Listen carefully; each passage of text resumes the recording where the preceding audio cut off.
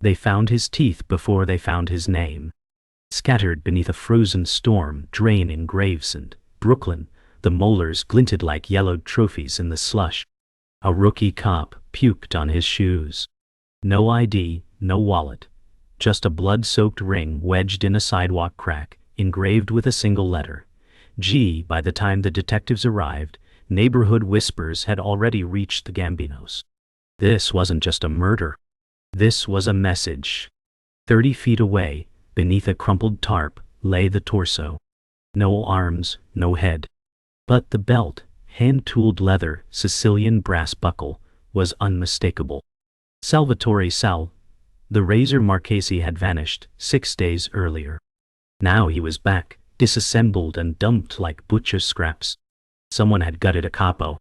And not just anyone dared make a move like that. In a family built on fear, someone had just declared war. Salvatore Marchese wasn't supposed to die like that. In the 1980s, he ran Brooklyn like a butcher carves beef, fast, clean, and without remorse. He earned the name Sal the Razor because you never saw the cut until you bled. But now he was meat on ice. The Gambinos had enemies, sure. But no one dared touch Sal without answering to Vincent Big Vin Morello. And Big Vin wasn't known for forgiveness. The discovery of Sal's remains wasn't just a homicide. It was a declaration. Someone had breached the inner circle. Either the traitor was inside, or someone outside had grown bold enough to spit in the devil's eye. Whispers rose like smoke. Was it a rival crew? The feds? Or a score settled from years ago? None of that mattered to Big Vin. What mattered was blood. And someone had spilled Gambino blood on his streets. Sal had made enemies, plenty. A lone shark with a temper, he once nailed a man's hand to a nightclub bar for being late on a payment. But he was loyal. Especially to Vin. They'd grown up on the same block, took beatings from the same priests, made their first kills the same night. Vin called him, my brother without blood. Now that brother was butchered, and the message was personal. The crew gathered in the basement of Bruno's Deli, where business talk was always wrapped in sausage casings, and the hum of meat slicers. No one spoke Sal's name. Not yet. Not until Vin said it. And when he finally did, his voice was made of ice. We find who did this, Vin said, and we peel among until they beg for the whole. Nobody questioned him. Nobody looked up. They just nodded, and understood the war had started. The cops were already talking. Sal was working with the FBI. Anonymous tip lines lit up like Christmas trees. A burner phone dropped on the Queensboro Bridge. Fingerprints burned off. Somebody wanted this theory to stick. And if it did, Big Vin's own throne might shake. But Vin wasn't stupid. He knew the feds couldn't get to Sal. Not unless someone opened the door. And he had a list of 10 names who had keys to that door. The game had changed now. It wasn't about loyalty. It was about survival. One of them had sold Sal out. One of them had invited death to the family table. And until he found out who, no one was safe. In the underworld, nothing echoes louder than silence. No retaliation came. No public threats. Just a week of locked doors and quiet fear. But in Bensonhurst, whispers filled barbershops and backroom card games. Everyone wanted to know one thing: who had the balls. Some said it was the Albanians from the Bronx. Others blamed old Genovese grudges. But one name kept floating up like a corpse in the Gowanus Canal: Enzo Moretti. A ghost. A man buried by the family 10 years ago. If Enzo was back, then hell had cracked open. And the devil had crawled out with a vendetta. Before the body parts, before the headlines, Salvatore Marchese was a boy in Gravesend. 8 years old, shoeless in winter, bruised from a drunk father's fists, he made his first dollar washing cars with Big Vin. Back then, they had nothing but hunger and fists. By 17, Sal was muscle for the numbers. By 23, he was the one giving orders. But behind the blade, there was a code. He never hurt women. He paid for his mother's cancer treatments. He left envelopes under the doors of widows every Christmas. Even in blood, he had honor. That's why his death hit so deep. He wasn't just another soldier. He was the soul of the street. The one who knew every name, every kid who couldn't afford lunch. His enemies feared him, but the neighborhood mourned him.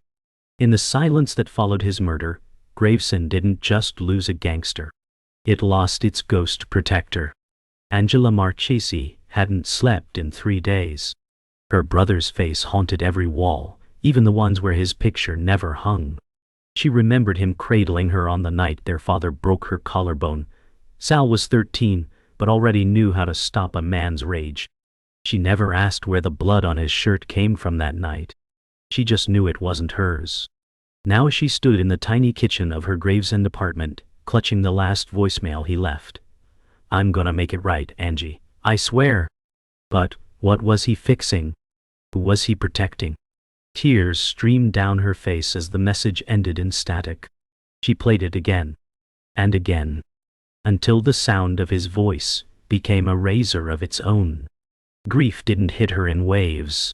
It carved her open and never stopped cutting. Sal wasn't the only one who bled that week. Marco DeLuca, his oldest friend and now enforcer for Big Vin, wore grief like a choke collar. He kept a .45 under his pillow and a bottle of bourbon in the closet. He hadn't cried since his mother died, but now his hands shook with rage. They'd served together in Naples, ran protection rackets from Bushwick to Bay Ridge, survived 3 hits. Sal saved his life twice. And Marco had sworn to return the favor, if it ever came to that. Now he felt like he'd failed. He sat in the darkness of his apartment, staring at the blood-stained Sicilian cross Sal had given him after their first job. "They're dead men," Marco whispered. "Whoever touched you, dead men walkin'." And with that, he locked the bourbon away and loaded his gun. Father Lorenzo had buried too many Marcheses. The neighborhood priest, since 1979, he'd baptized Sal, heard his first confession, and once mopped blood from the church floor after Sal beat a man half dead outside. But Sal always came back. Always lit a candle. Always left a folded 100 at the altar. Now, the pews were empty. And Father Lorenzo sat alone, reading the anonymous note someone had slid under the rectory door. "Sal wasn't what you thought. Look deeper." His fingers trembled. He knew secrets. The confessional held more truth than the courtroom. But this was something else. Something darker. If Sal had been betrayed, the clues wouldn't be in the streets. They'd be in the silences. In what people stopped saying. Father Lorenzo rose and walked toward the church archives. It was time to remember what no one dared speak aloud. Not everyone mourned Sal's death. Joey Spina, a mid-level earner from the Queen's crew, smiled a little too long at the funeral. No tears. Just a clean black suit and new Rolex he never wore before. He'd always hated Sal, resented how the bosses favored him, how Big Vin called him family, while Joey was still the kid. He claimed he was at a poker game the night Sal disappeared. No one verified it. But he kept talking. Offhand remarks, sideways glances. Marco noticed. And Big Vin definitely noticed. In this world, grief is a spotlight. And sometimes the ones who don't sweat under it are hiding the blood. Joey was either stupid or bold enough to test fate. And in the Gambino family, fate has a short fuse and a loud finish. The first crack came with fire. Bruno's Deli, the crew's unofficial headquarters, went up in flames at 3:12 a.m. Witnesses said they heard nothing, no engines, no footsteps, just the sudden roar of flame against brick and a smell like burning meat. Firefighters pulled Marco out from the smoke-choked stairwell, barely breathing. He'd been sleeping there since Sal's murder, refusing to leave the place they built together. Accident, the report claimed. But everyone knew better. There were no gas leaks. No faulty wiring. Just accelerant. And a message written in ash on the deli's back wall. Ghosts don't sleep. Vin read those words and didn't blink. He just handed a duffel bag to his consigliere. Cash, a burner, and a name. The war had begun. No more whispers. The streets were choosing sides. Detective Ray Donnelly had chased ghosts before, but this case felt personal. 20 years on the force, 3 near deaths, and 1 divorce had left him hollow, but never slow. And this mess smelled like Gambino rot from the start. He'd been the one to find Sal's belt, and now he stared at the surveillance footage from the bodega across the street. A man in a hood, walking too casually away from Bruno's minutes before the fire. No face. But the limp. That was unmistakable. Enzo Moretti. Wow. 10 years presumed dead. Shot in the chest and dumped in a canal, or so everyone thought. But Donnelly knew better. The dead don't limp. The dead don't torch Dallas. Enzo wasn't just alive. He was making a goddamn entrance. Enzo Moretti was supposed to rot in a barrel at the bottom of the Gowanus. But instead, he walked through the gates of St. Agnes Cemetery that morning, like a ghost wearing new skin. Hood up, limp steady, he stared down at Sal's grave, a single black rose in hand. No words. Just silence. A black car watched from across the street. Inside sat Frankie, the Eye Caletti, a man with a camera lens for a soul. He snapped the photo, dialed Big Vin, and said only 5 words. The dead man's walking boss. Vin didn't ask questions. He just put down the phone and stared at Sal's photo for a long time. If Enzo was back, then everything they thought they buried was about to crawl back to the surface. Frankie, the Eye, never missed a detail. That's why Vin trusted him, and why most of the crew hated him. He saw too much. But this time, he got sloppy. That night, Frankie was found in his car, camera still in his lap, throat slit from ear to ear.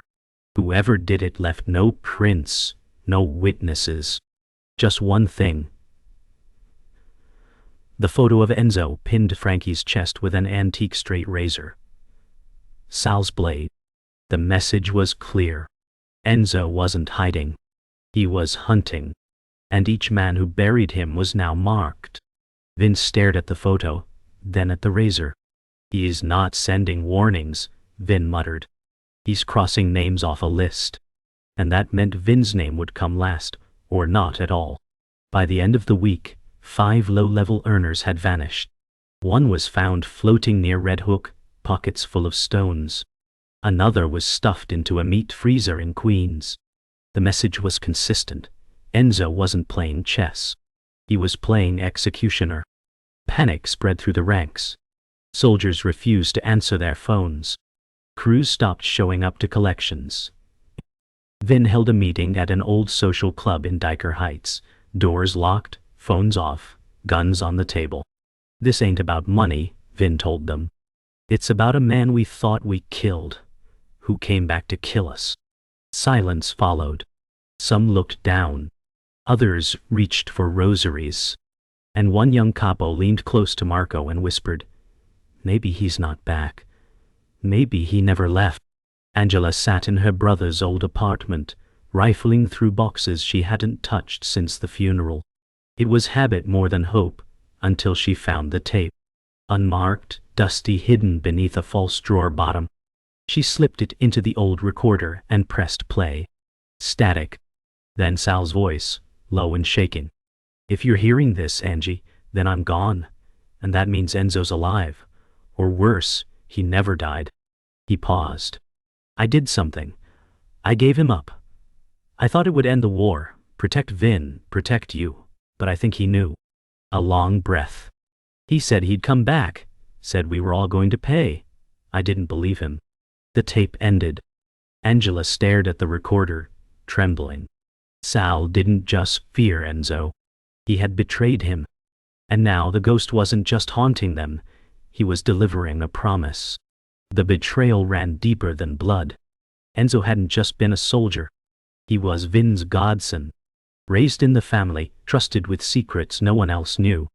He and Sal were brothers in everything but name. But 10 years ago, Vin ordered a hit. Said Enzo had been talking to the feds. Said Sal had confirmed it. And Sal, who always followed orders, pulled the trigger. Only Enzo didn't die. He crawled out of the canal, broken but breathing. He disappeared. No hospital. No witnesses. Just time. And vengeance. What Vin didn't know, what none of them knew, was that Enzo never flipped. The entire betrayal was a lie. A setup. Orchestrated by Joey Spina to climb the ladder. One false whisper had brought down a bloodline. And now, Enzo was back to finish what they started. Vin sat alone in his private study, pouring whiskey he no longer tasted. On the desk before him lay two photos. One of Enzo at age 10 in Vin's arms, the other, blurry surveillance from the fire. The weight of years pressed on him like wet cement. He had killed his own blood, on a whisper. Had trusted Sal to carry it out. And now, Sal was gone too. Betrayal wasn't a new feeling. But, this time, it was personal. He realized it wasn't just Enzo coming for him. It was guilt, clawing its way back through decades of silence. The ghosts he'd buried hadn't stayed quiet. And now, one by one, they were dragging him to hell. Vin lit a cigar with trembling hands. "Come get me, Enzo," he muttered. "I won't run." Marco stormed into Joey Spina's apartment like a bull, gun drawn, fury trailing him like smoke. Joey barely had time to reach for his drink before Marco slammed him against the wall. "You lied," Marco hissed. "You said Enzo flipped. You told Sal to put him down. You started this whole goddamn war." Joey didn't deny it. He just smiled. "I needed a seat at the table," he said. "Sal was in the way. Enzo was too loyal. So I cut the dead weight." Marco's finger twitched on the trigger. "They were family," he growled. Joey leaned closer, voice dripping with poison. "And you're next." Marco didn't hesitate. The shot rang out like thunder through the quiet apartment. When the smoke cleared, Joey's ambition lay bleeding on the carpet. Enzo stood beneath the crumbling overpass where it all began, the spot where Vin once crowned him part of the family. The same place they left him for dead. 10 years had changed everything. The city. The family. Even him. But one thing stayed the same. Betrayal demands payment. And Enzo had collected almost all of it. He lit a cigarette, eyes fixed on the skyline. Only one name left. The man who gave the order. Vin Dotwal. And Enzo wouldn't send a message. No fire. No notes. Just silence. When it came, it would be quiet. Sudden. Ditarwil. Final. Dot. The kind of ending that left no echoes. Just one truth burned into the pavement. The dead remember. And sometimes they come back with a list. The plan was simple. Enzo had one shot, and he'd take it clean. Marco delivered the final piece. Vin's private schedule. No guards. No alibis. Just a Tuesday night walk from the social club to his parked car. The old man insisted on walking alone, called it routine. Enzo watched from a rooftop 3 blocks away, sniper rifle steady against the ledge. The wind was sharp, slicing through his coat, but his heartbeat never changed. Below, Vin stepped onto the sidewalk, lit a cigar, and paused under the lamplight. Enzo took a breath. Finger on the trigger. Then, a child's laugh. From behind the stoop a little girl, maybe 6, ran past Vin chasing a ball. Enzo froze. Ghosts didn't kill in front of children. He lowered the rifle. And for the first time in 10 years, he hesitated. Vin knew the shot should have come.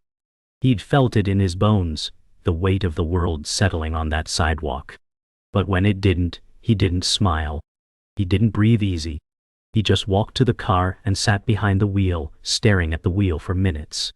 He knew mercy when he saw it. And mercy in his world was more terrifying than revenge. At the social club later that night, he poured Marco a drink and said, "He had me, but he didn't take it." Marco nodded, silent. Vin stared at the glass. "You know what that means?" Marco didn't answer.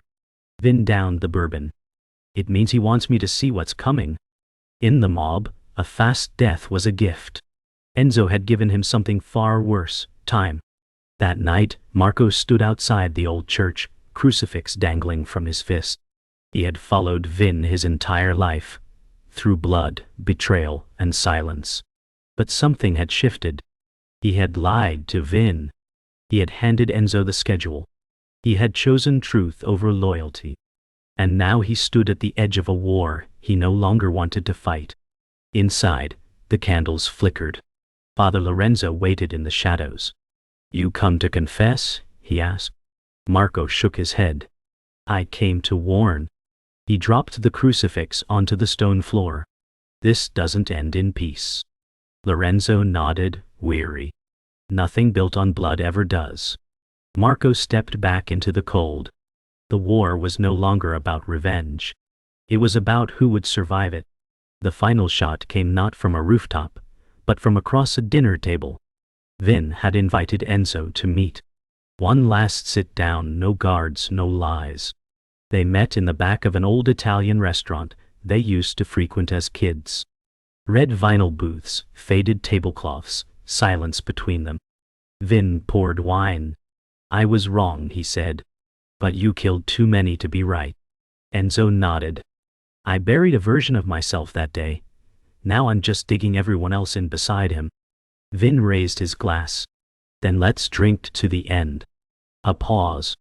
Then Enzo raised his too. "To the end." The shots rang out almost in unison. Only Enzo stood after. Blood on his shirt. Tears in his eyes. Vin had fired first. But Enzo didn't miss.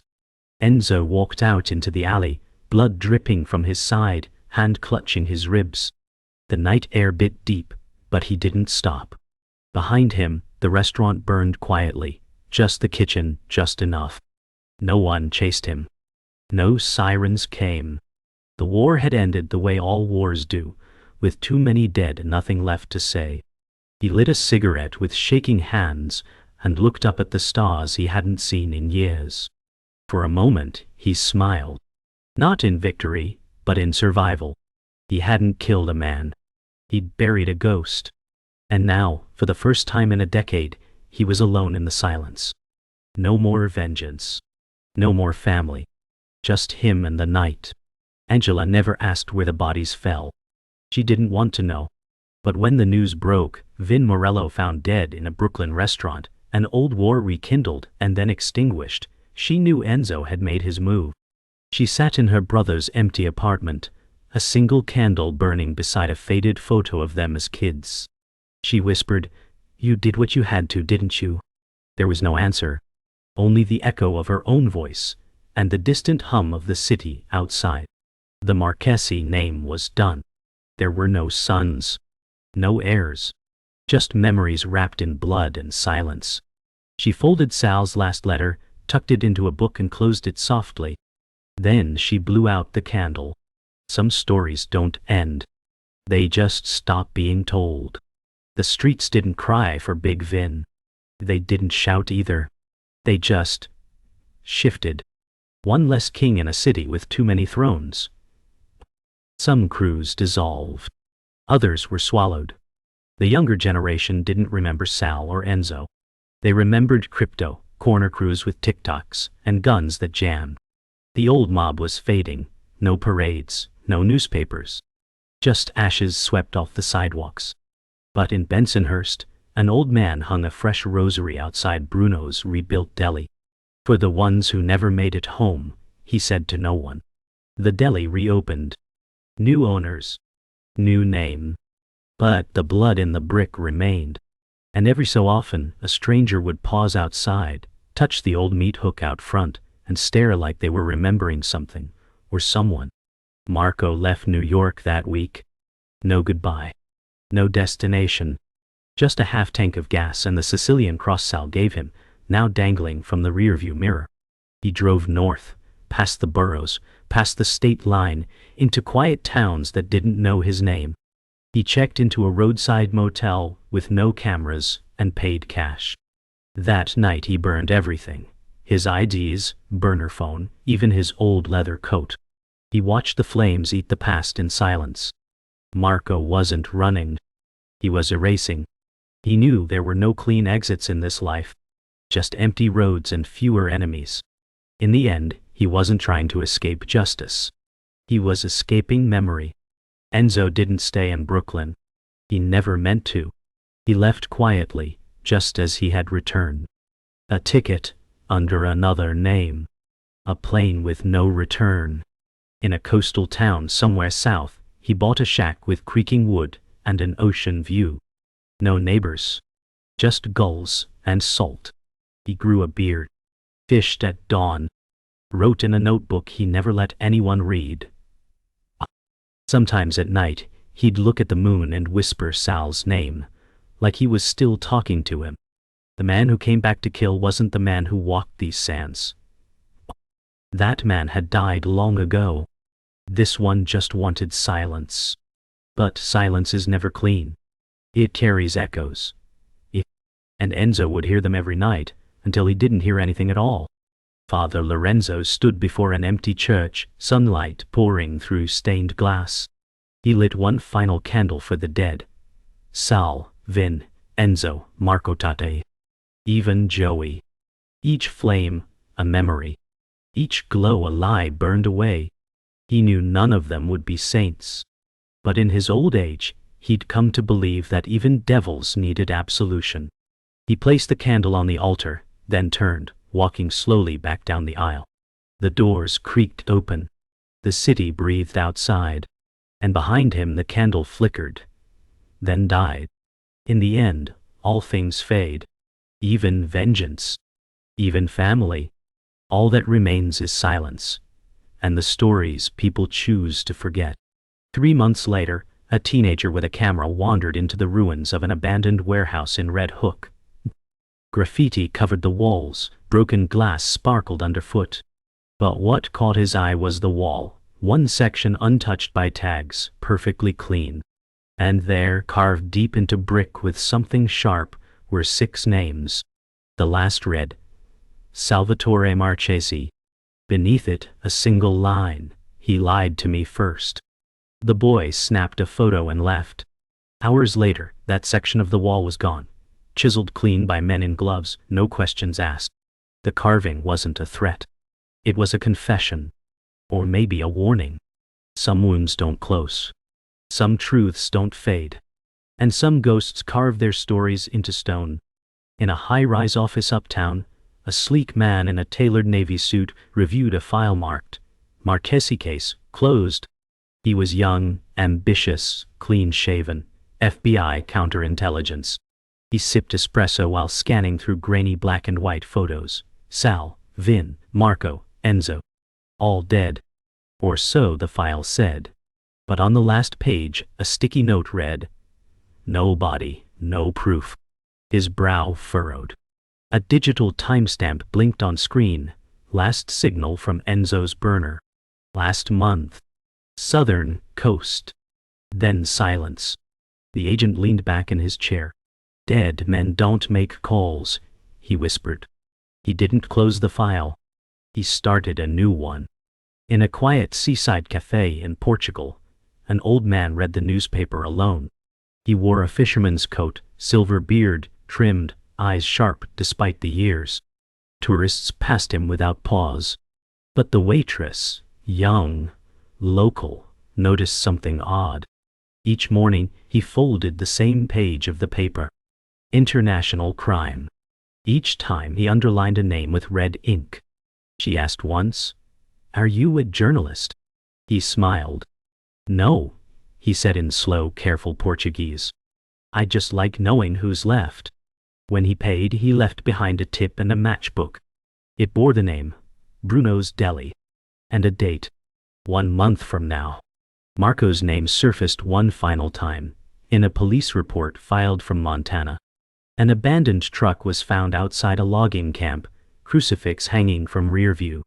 Inside, a single note on the dashboard. This life doesn't forgive. But maybe it forgets. No body. No footprints.